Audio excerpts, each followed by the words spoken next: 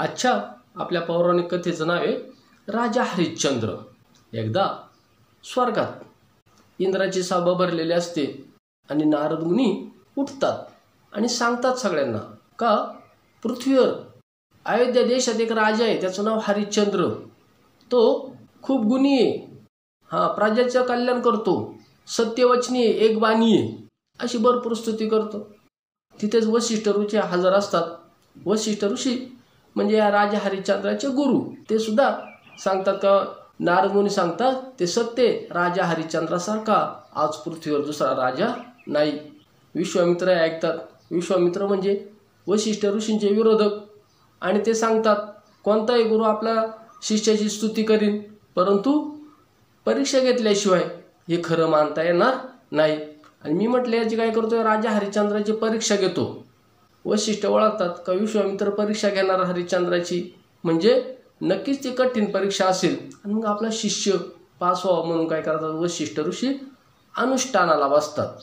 विश्वामित्र पृथ्वीवर येतात, अयोध्या राज्यात येतात आणि परीक्षा घेण्यासाठी ते काय करतात, राज्यात फिरत असताना एका सुंदर स्त्रीची निर्मिती करतात। आणि ती सुंदर स्त्री राजा हरिश्चंद्राकडे जाते, म्हणते राजन मला तुमच्याशी लग्न करायचंय, माझा स्वीकार करा।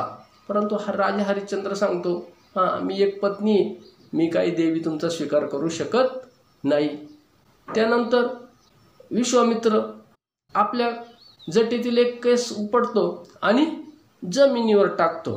जमिनीवर टाकल्यावर त्याच्यापासून एक डुक्कर तयार होतं, आणि ते डुक्कर काय करतं, राजाच्या बगीचेत जातो आणि त्या बगीच्याचं नुकसान करायला सुरुवात करतो। सैनिक त्याला पकडण्याचा मारण्याचा खूप प्रयत्न करतात, परंतु सैनिकांना ते काही शक्य होत नाही, कारण हे मायावी डुक्कर विश्वामित्रांनी तयार केलेलं। राजापर्यंत ही बातमी पोहोचवतात। राजा आणखी सैन्य दल घेऊन स्वतः या मोहिमेवर निघतो। पाहतो तर आपल्या बगीचेचं खूप नुकसान झालेलं। समोर डुक्कर, ते डुकराच्या मागं लागतं, डुक्कर पुढं पुढं पळत जातं, खूप जंगलात दूरवर जातं। राजा त्याच्या मागं, पाठीमागं सैन्य सगळं राहतं, राजा एकटाच पुढं गेलेला। एका क्षणी डुक्कर पुढं आल्यानंतर राजा काय करतो, आपलं धनुष्यबाण घेतो आणि त्या डुकराला मारायला लागतो। डुक्कर लगेच मनुष्यवाणीत बोलतं, राजा मी डुक्कर रे, याचं नुकसान करणं हा माझा स्वभाव धर्मच आहे, तू काय कर मला माफ कर। माफी मागितल्यामुळं राजा काय करतो, त्या डुकराला सोडून देतो। परंतु खूप थकवा आलेला ह्या सगळ्या ह्याच्यात, आणि मग शेजारीच जवळच तिथे एक शिवालय असतं।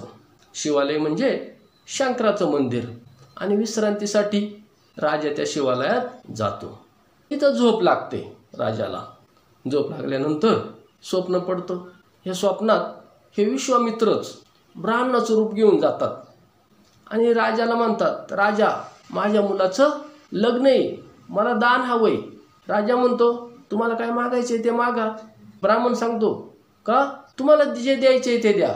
हरिश्चंद्र म्हणतो नाही तुम्ही सांगा, तुम्ही जे मागाल ते मी देईल। ब्राह्मण म्हणतो बघ राजा, मी दान मागितल्यानंतर नंतर तू नाही म्हणू नको। हो म्हणतात, तुम्हाला जे काय मागायचे ते मागा। आणि मग तो ब्राह्मण म्हणतो माझ्या मुलाला काय कर, तुझं राज्यच दान दे। राजा म्हणतो चालेल। थोड्या वेळाने स्वप्न संपतं। राजा स्वप्नातून जागा होतो, त्याला आठवतं का रे असं असं स्वप्न आपल्याला पडलं होतं।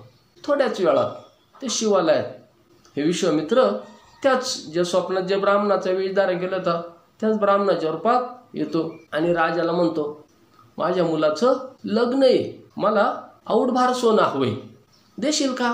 राजा म्हणतो देईल मी, चला आपण अयोध्येत जाऊ, तिथे तुम्हाला मी देतो।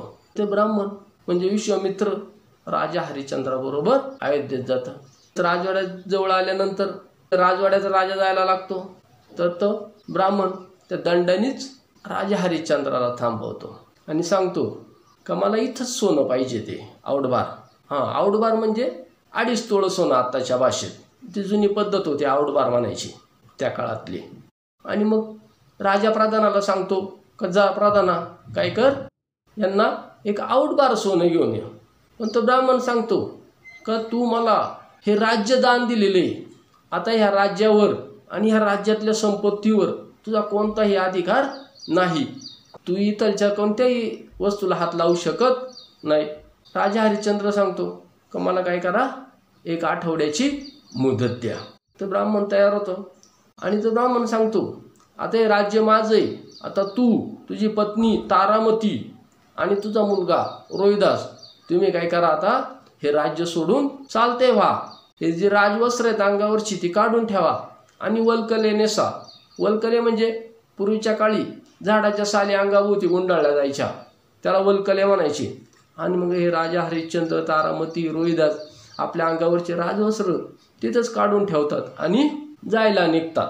सगळ्या अयोध्येवासियांना खूप दुःख होतं राजा चाललेला, ते सुद्धा त्यांच्याबरोबर जायला तयार होतात. परंतु राजा हरिश्चंद्र त्यांना समजावून सांगतो, हे बाहेर पडलेले रोहिदास ते आणि खूप ऊन, यांना त्रास व्हावा म्हणून विश्वामित्र पुन्हा रस्त्यात यांना म्हणतो का तुमच्या चपला मला द्या. आणि मग हे काय करतात, त्यांची चपला पादत्रानं त्या ब्राह्मणांना देऊन टाकतात. खूप ऊन, इतकं ऊन का यांना खूप तहान लागती, पाणी नाही प्यायला मिळत, झाडं सुकायला लागली, एवढं ऊन. हा विश्वामित्र सूर्याला आज्ञा देऊन एवढी उष्णता तयार करतो त्या पृथ्वीवर. पुढं पानपोई असती. तो राजपुत्र रोहिदास त्याला तहान लागलेली, तो पाणी मागतो. पण राजा हरिश्चंद्र सांगतो का पानपोईवरचं जर आपण पाणी पिलो तर आपलं पुण्य कमी होईल. ते रोहिदासाला पाणी सुद्धा पिऊ देत नाही. असेच ते चालत चालत त्यांनी ठरवलेलं असं का काशीला जायचं, तिथं काहीतरी काम करायचं आणि ह्या ब्राह्मणाला त्याचं ते आऊटबार सोनं म्हणजे 2.5 तोळं सोनं आपण द्यायचं. सर ते शेवटी 7 दिवसांनी ते काशीला पोचतात. तिथं भागीरथी म्हणजे गंगा नदी ते स्नान करतात आणि त्यांना काही तिथं कामच मिळत नाही. तारामती सांगते का आपल्याला काहीतरी केलं पाहिजे, तुम्ही काय करा, मला विका आणि त्यातून जे पैसे येतील ते त्याचं ते सोनं घेऊन काय करा, ह्या ब्राह्मणांना देऊन टाका. ते ब्राह्मण त्यांच्याबरोबरच मागं राजा हरिश्चंद्राला पटलेलं नसतं का राणीला विकायचं, पण इलाज नसतो. तिचं बाजारात राजा हरिश्चंद्र तारामतीला विकायचं ठरवतो. तिथं विकत घेण्यासाठी कालकौशिक नावाचा ब्राह्मण येतो आणि तो काय करतो, तारामतीला 1 तोळे सोन्यात विकत घेतो. विकत घेतल्यानंतर तो कालकौशिक तारामतीला घेऊन चाललेला हा रोहिदास बालक तो काय करतो, आईच्या आकांताने रडायला लागतो. आणि मग ती तारामती त्या कालकौशिकाला विनंती करते का काय करा, माझ्याबरोबर ह्या माझ्या मुलाला सुद्धा विकत घ्या. सुरुवातीला तो कालकौशिक तयार नसतो, परंतु तारामतीनं खूप आग्रह केल्यानंतर तो त्याला 1/2 तोळं सोन्यात विकत घेतो. आणि मग 1.5 तोळं सोनं झालेले, शेवटी अजून 1 तोळं सोनं कमी पडतंय. राजा हरिश्चंद्र स्वतःलाच विकायचं ठरवतो. आणि मग ते एक डोंब असतो, वीरबाहू नावाचा डोंब म्हणजे स्मशानात काम करणारे हा समाज आहे, डोंब समाज. आणि मग हा डोंब ह्या राजाला सुद्धा 1 तोळे सोन्यात विकत घेतो. आणि हे जे काही 2.5 तोळं सोनं म्हणजे 1 आऊटबार सोने, ते सोनं त्या ब्राह्मणाला देतो आणि आपल्या वाचनातून मुक्त होतो. तरी विश्वामित्राचं इथं समाधान होत नाही, एवढी परीक्षा घेऊन सुद्धा, आणि तो अजून त्यांची परीक्षा घ्यायचं ठरवतो. इकडं तारामती कालकौशिकाच्या घरी आहे, तिचं काम चालू आहे तिथं. तर कालकौशिक त्या रोहिदासाला सांगतो का जा देवपूजेला फुलं घेऊन ये. तो रोहिदास बाहेर पडतो, त्याला काही जवळपास कुठं फुलं मिळत नाहीत, तो दूर जातो फुलं आणायला. परंतु काय होतं, सर्पदंश होतो आणि रोहिदास मरण पावतो. बाकीचे मित्र येऊन सांगतात का रोहिदास मरण पावलेला आहे, परंतु ही तारामती दुसऱ्याच्या घरात, त्याच्यामुळे तिला लगेच बाहेर पडता येत नाही, रडता देखील येत नाही दुसऱ्याच्या घरात असल्यामुळे. आणि संध्याकाळ रात्र झाल्यानंतर ही तारामती रोहिदासाचा शोध घ्यायला अंधाराची बाहेर पडते. खूप शोधते.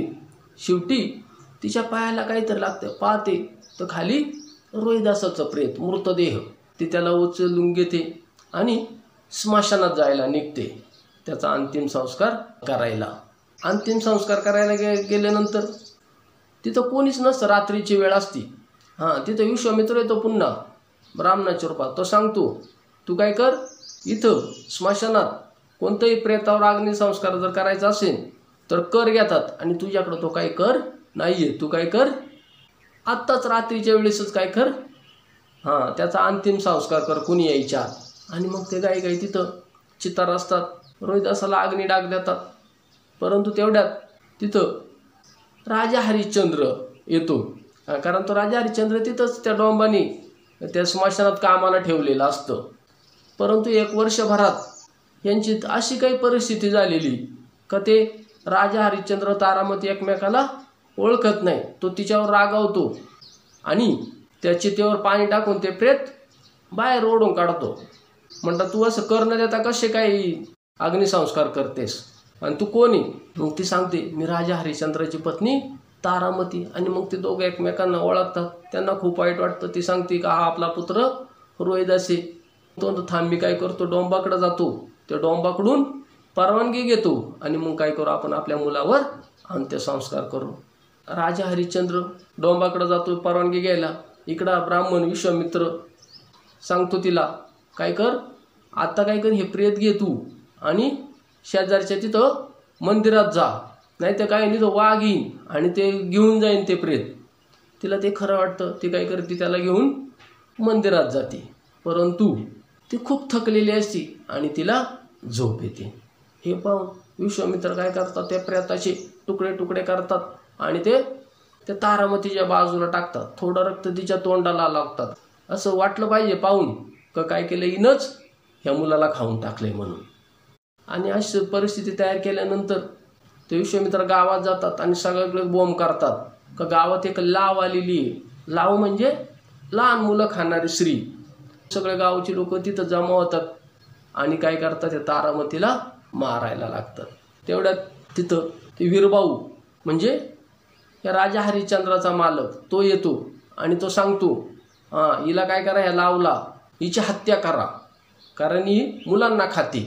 आणि मग तो वीरभाऊ सांगतो राजा हरिश्चंद्राला तलवार घे आणि हिचा काय करतो, शिरच्छेद कर. त्याला माहीत असते ही आपली पत्नी आहे, परंतु मालकाची आज्ञा. आणि राजा हरिश्चंद्र तलवार उचलतो आणि तारामतीवर वार करणार. तेवढ्याच परमेश्वर काय करतो, वरच्यावर राजाचा हात पकडतो आणि सांगतो राजा तू या परीक्षेत पास झालेला आहे. विश्वामित्रसुद्धा सांगतो का राजा तू पास झाला आहे. आणि मी स्वर्गात जे काही वचन दिलं होतं का तू जर पास झाला तर मी माझं जे सगळं पुण्य आहे एवढं कोटी वर्षाचं ते तुला देईन. आणि विश्वामित्र आपलं जे काही सगळं पुण्य आहे ते राजा हरिश्चंद्राला देतात. पुन्हा देव त्यांना त्यांचं राज्य देतात आणि रोहिदासाला जिवंत करतात. काही दिवसांनी राजा हरिश्चंद्र रोहिदासाची युवराजपदी नियुक्ती करतो आणि दोघं राजा हरिश्चंद्र आणि तारामती स्वर्गाला जातात. अशा सत्यवचन राजाची आज आपण कथा पाहिली. कथा तुम्हाला आवडली असेल तर व्हिडिओला लाईक करा. बालमित्रांना सहज समजतील अशा भारतीय संस्कृतीचा प्राचीन वारसा सांगणाऱ्या अधिकाधिक कथा ऐकण्यासाठी आमच्या मैत्रजीवांचे या YouTube चॅनलला सबस्क्राईब करा. धन्यवाद.